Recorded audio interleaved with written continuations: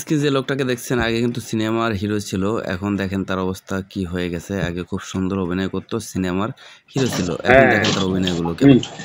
ছেড়ে দেবো না না সুন্দরী, তোমাকে আমি ছাড়বো না।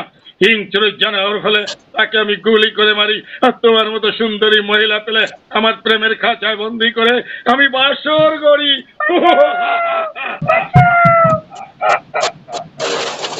গেল নায়িকা এখনো রেডি রয়েছে তো। I am so sorry my young sister, আমি আমার শালীনতার জন্য তোমার কাছে মার্জিয়ে চাইছি। তবে 60 বছরের বৃদ্ধের সঙ্গে 20 বছরের তরুণীর বিবাহ আমি মনে প্রাণে মেনে নিতে পারছি না রমা। মাইকেল জানি না দীপক দাও মেনে নেবে কিনা, তবে আমি হলে কি করতাম জানো রমা? দুটোকে একসঙ্গে খুন করে ফাঁসির দড়িতে ঝুলতাম, আদালতে দাঁড়িয়ে তার সাথে চিৎকার করে বলতাম ধর্মাবতার খুন আমি করেছি, কিন্তু কেন করেছি একবার অনুসন্ধান করে দেখুন।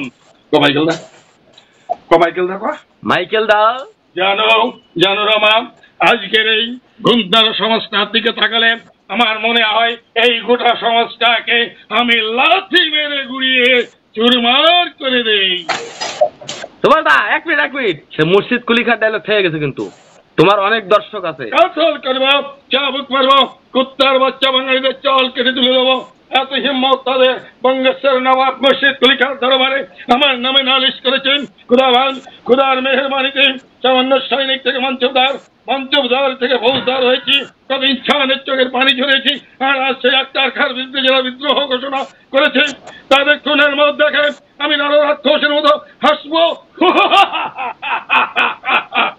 আমি আমি আমি নরপিশাচের মতো হাসবো। সুভাষ দা আরে